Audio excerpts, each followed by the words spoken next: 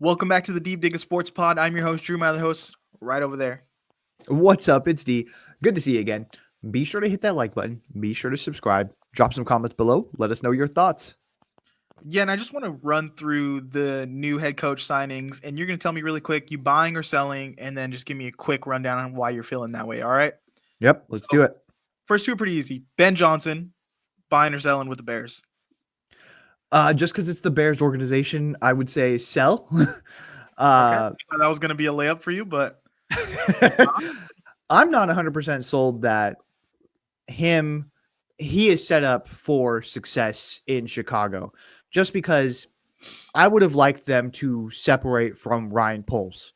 I would like for them to have let him choose a guy that he was comfortable coming in with.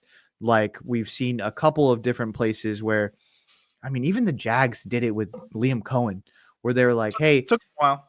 it took him a while, but yo, you don't feel comfortable with Bulky. Let's just go ahead and move on and let's get a guy in here that you feel 100% comfortable with. I just don't think, especially the fact that there was kind of chatter before this move was made, that Ryan Poles doesn't want Ben Johnson there because he feels like his job's at risk. I would just been like, hey, if that's going to be the case, let's just cut it altogether. I think that the offense though is going to be dynamic. There's a lot of weapons there. I just don't know how set up for success he is in year one and year two if he's tied to Ryan Poles. I'm going to go and buy on Ben Johnson simply for the fact that I'm feeling this time next year, Ryan Poles is going to be looking for a new job. I think Ben Johnson is going to be like a guy that's like, listen, this isn't working because I need my guy. I need my type of guys. Let's bring another. And it's so in the Bears' MO to cycle through like GMs and coaches, and they're gonna want like what they're paying Ben Johnson. They're gonna need that to work. So I think he outlasts Ryan Poles, and then he kind of gets it together. So that's kind of my prediction. But That sucks. That sucks that you have to do that. Like, it's like they did it. They committed to like, hey, we're going to pay premium for this Wagyu steak, but we got instant mashed potatoes. And it's like, why are we doing this? Let's make a complete meal here. You know what I mean? maybe Ryan Poles is good. Maybe he builds a great team. We don't know. Yeah, we don't. Yeah, we do. He's not. All right. Well, all right. Mike Vrabel, you in or are you out? You buying or selling? Mike Vrabel and Patriots. I am buying this. I do have a caveat, or I do have like a Does hang up he here. does he sit in the offense coordinator's office? That was so weird that he took this job after being out for a full year and had no idea who his coordinating team was going to be. Like that's a pretty big red flag. Even Mike McCarthy knew who he was going to have lined up when push came to shove after he took his year off. He lied about his qualifications and him watching tape and doing all this, but at least he knew who he's going to be working with. Vrabel did not. With that being said, I mean, Vrabel is a very good head coach. I think that the Patriots are going to give him a long runway. I think eventually it's going to figure it out. We'll see what happens with McDaniels, but I'm going to go ahead and buy that. Yeah, I'm buying on Vrabel. I mean, I'm buying on Josh McDaniels right now because we've seen he can go to New England and have success. I think it's weird that I feel like Krafts wanted him in there more so than what Vrabel maybe wanted, but at the end of the day, I don't think it's not a terrible move to have him in there.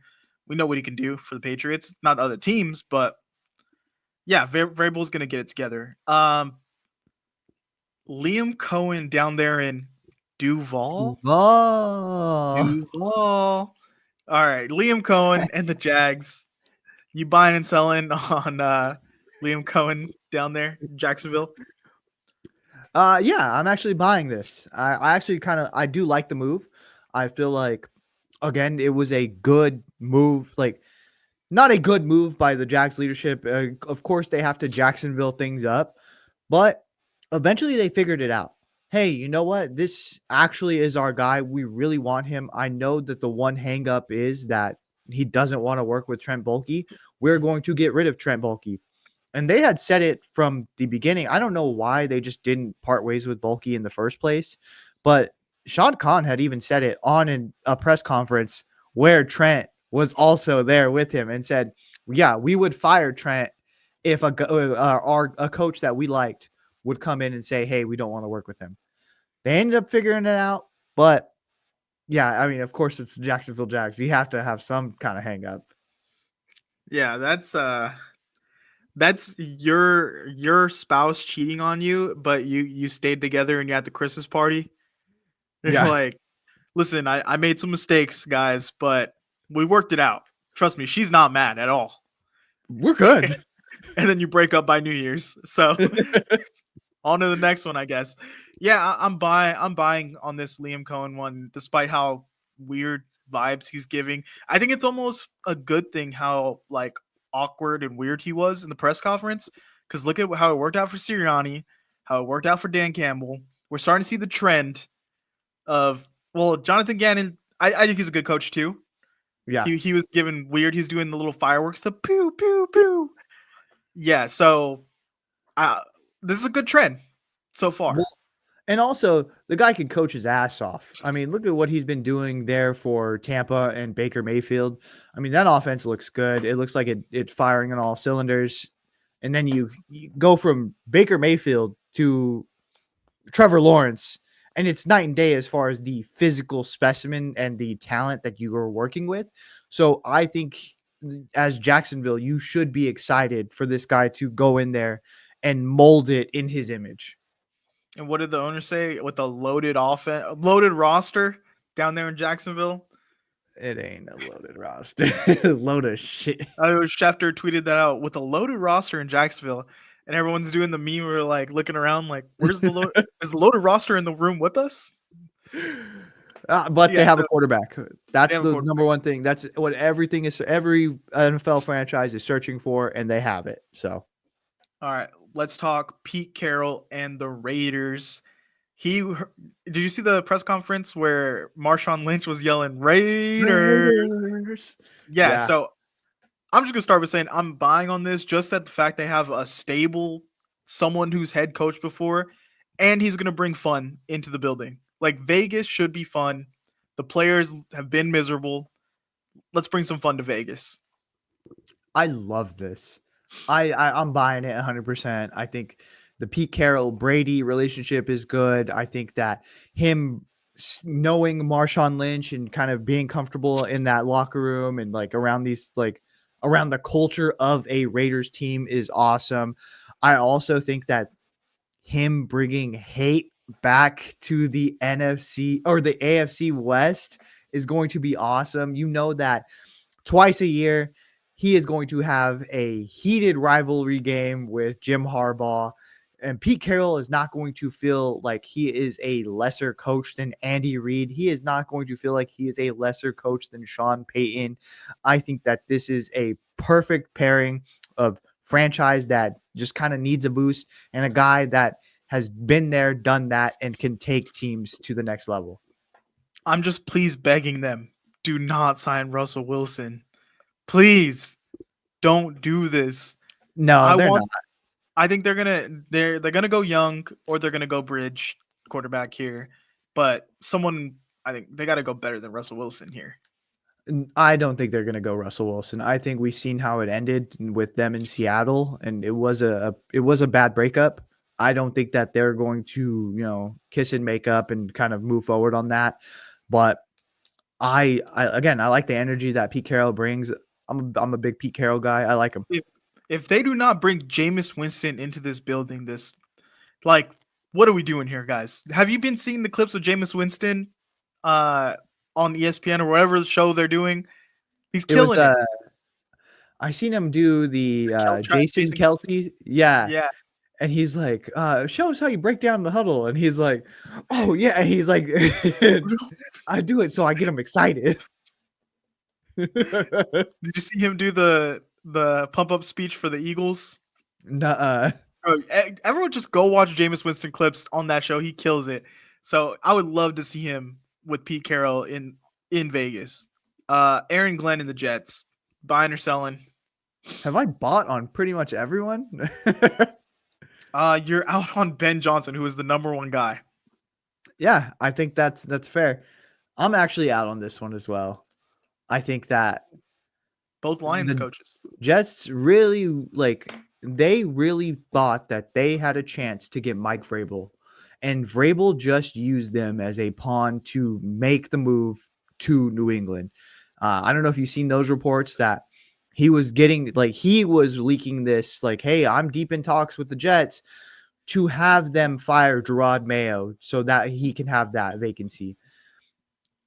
And then I think the Jets just kind of like, what do we do here? We don't know like what direction we're going. They just moved off of a defensive coordinator, rising star. And what do? They go out and get a defensive coordinator, rising star that hasn't been a head coach before. And it does play well that he obviously was a Jet. He was drafted in the first round by the Jets.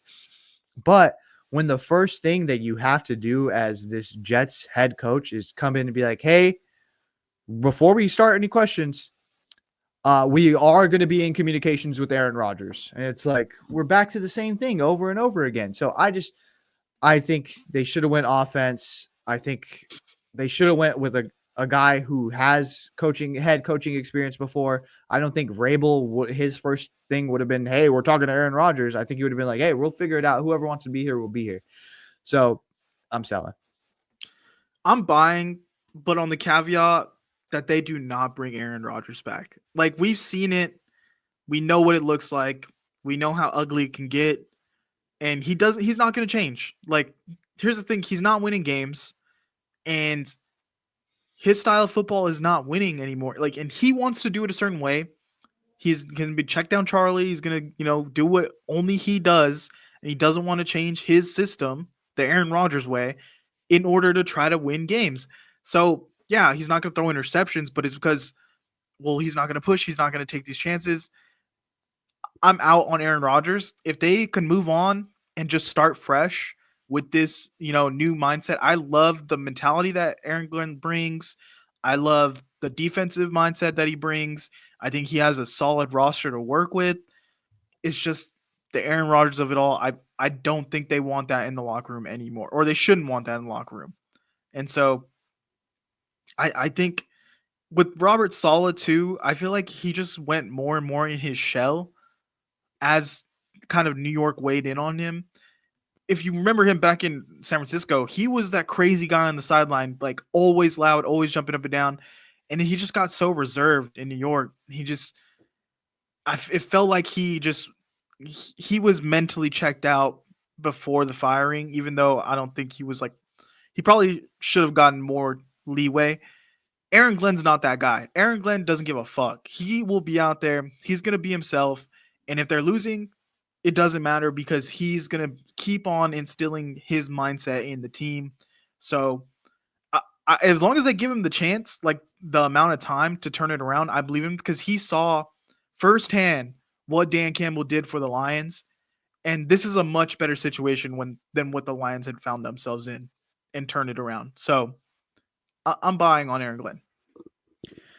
Yeah, I just think Rodgers is a cancer to the Jets, and I think that they're 100% right. If Rodgers is out of that locker room, I'm 100% turning it around, and I'm like, yes, I'm bought in on Aaron Glenn because of what they have defensively, his mindset, all the things that you listed. But with Aaron Rodgers being there and him having to sit through another year of that, I think that's just so bad. Like, again, setting himself up, the franchise setting him up for failure. Yeah. Well, and then the Saints is the last head coaching thing. Apparently, Kellen Moore's getting a lot of buzz. I could see that happening. It's not a great situation though. Cap has been a problem for them for a long time. Derek Carr, let's see if he's healthy. If they keep him, it's a lot of money on their books. If they don't, it's not. He could go somewhere else. It's fine. I just don't know where they go as an organization, and if you're really that excited for Kellen Moore. Dennis Allen was fired pretty early on in the season, and they were supposed to get a jump and be like, yeah, we're gonna go out there and we're gonna get our guy. So you got to be concerned if you're a Saints fan. No one really wants this job. Yeah, he got fired after a 2-7 start to the season, and that was after that impressive like 2-0 start. It Yeah. looked like everyone was like, the Saints are gonna win the fucking Super Bowl. This is the greatest team in the league, and the 7 in a row they just pissed it away. But yeah, they should have been the team that was like, oh, we're gonna be the first team on the board to get the top pick at coach. And just been miss after miss. I mean, I think them getting like even any kind of like I think they were like, if we could get they were like our last resort. Like if we could get Aaron Glenn, that'd be amazing. yeah. And even Aaron Glenn was like, "Nah, I'm going to the Jets." Yeah, I just don't see like is Kellen Moore really going to go from winning or being in a Super Bowl to yeah, I'll go coach the Saints? Like I don't know, man. I just don't see it. I mean, I could see like Cliff Kingsbury taking the leap, but it seems like he's kind of content with staying. Yeah, I don't know. I don't know why Kellen Moore would be like hyped about that job. Just wait another year. You're a young coordinator on a fucking amazing roster. You don't think he's gonna be the next Ben Johnson, where everyone's like, okay, this guy went to the Super Bowl last year, probably at least NFC Championship next year. Like, let's get him an NFL. Let's get him a head coaching job. But also, he was Ben Johnson for a little bit with the Dallas Cowboys, if we're going to be completely honest, where everyone was like, oh, okay.